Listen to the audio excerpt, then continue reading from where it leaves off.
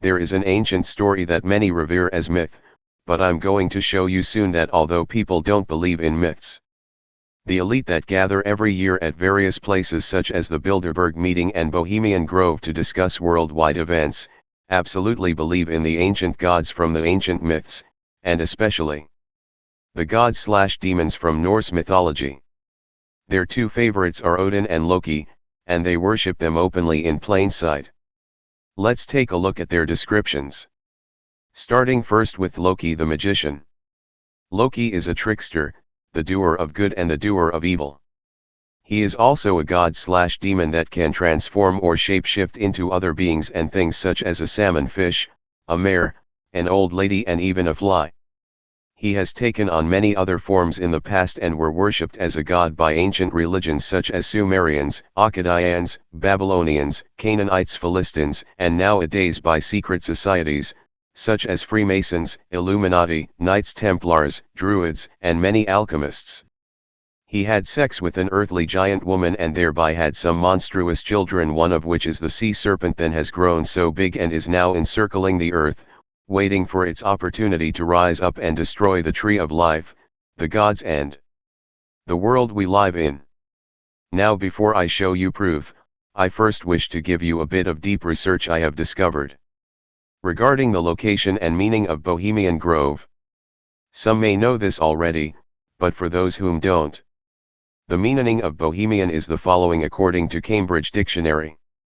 A Bohemian is a person whom is interested in art, music, and literature and whom lives a very informal way of life, ignoring the usually accepted ways of behaving civilist. In other words, they give a new meaning to men behaving badly, that follow a do what thou wilt believe system. Now we have all seen the Bohemian Grove published and uncovered photographs of these highly successive men whom have secured jobs in the highest position of authority and social democracy, and most have also seen the videos of their ritualistic and theoretical plays. But there is one thing that most won't notice, and that is the drawings and paintings set up at these rituals within the Bohemian Grove gatherings. There is one specific old picture that clearly shows whom they pay homage to, and which demon they pledge their allegiance to, the demon that is prince of the air and the commander of all other demons. No other than Beelzebul. What most don't know, and what I recently discovered just listening to tales of northern myths, is that this demon has many names, and one of those is Loki from Norse mythology. The location and purpose chosen for the Bohemian Grove assemblies. According to the Norse myth, there are 3 magical wells in the Norse mythology stories. The first well is the Well of Ord.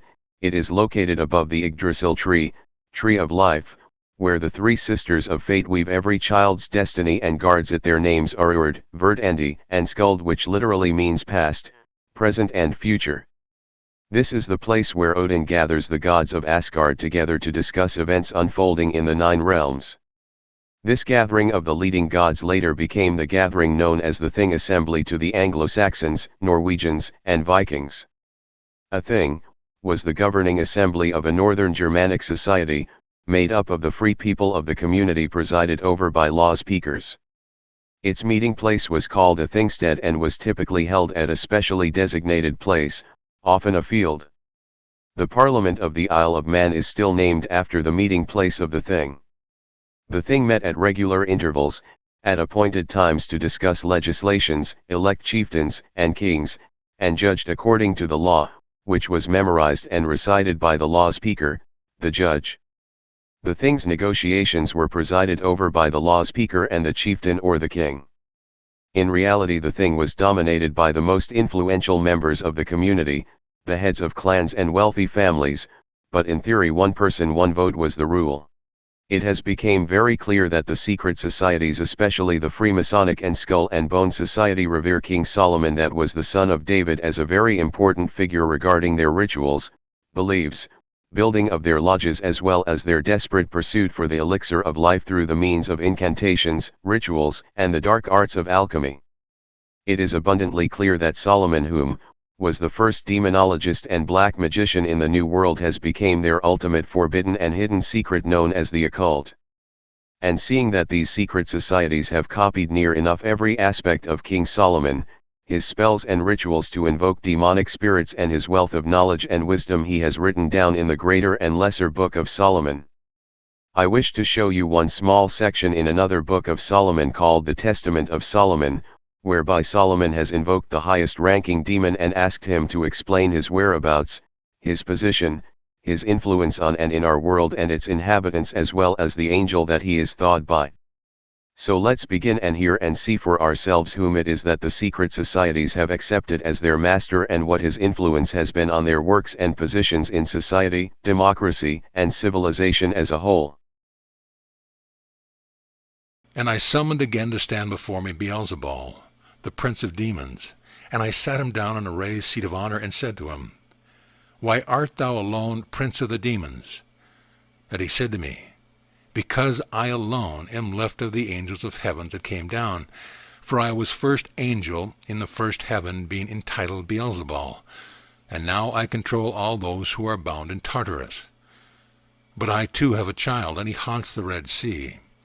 And on any suitable occasion he comes up to me again, being subject to me, and reveals to me what he has done, and when he is ready he will come in triumph. I, Solomon, said unto him, Beelzebul, what is thy employment? And he answered me, I destroy kings. I bring destruction by means of tyrants, and my own demons I send unto men to be worshipped, in order that the latter may believe in them and be lost. And the chosen servants of God, priests and faithful men, I excite unto desires for wicked sins and evil heresies and lawless deeds, and they obey me, and I bear them on to destruction.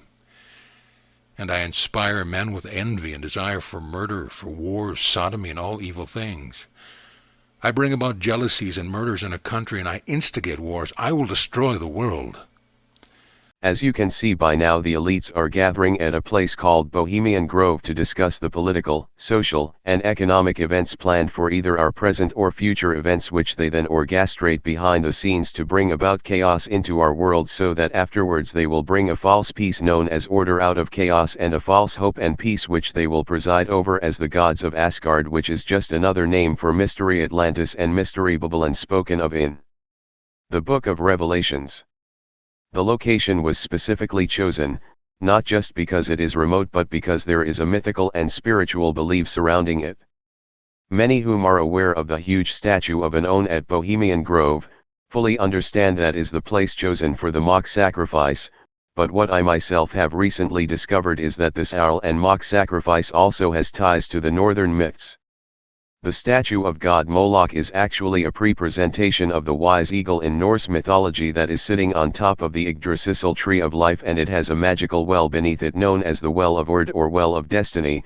It is believed to be the place of this spiritual imaginary well under which the elites gather for the cremation of care ceremony, and just as the Well of Murmur in which the Allfather god Odin sacrificed his right eye for wisdom, so too are sacrifices needed at the Well of Destiny. After all, it is the place that holds the knowledge of every person's past, present and future born into this world.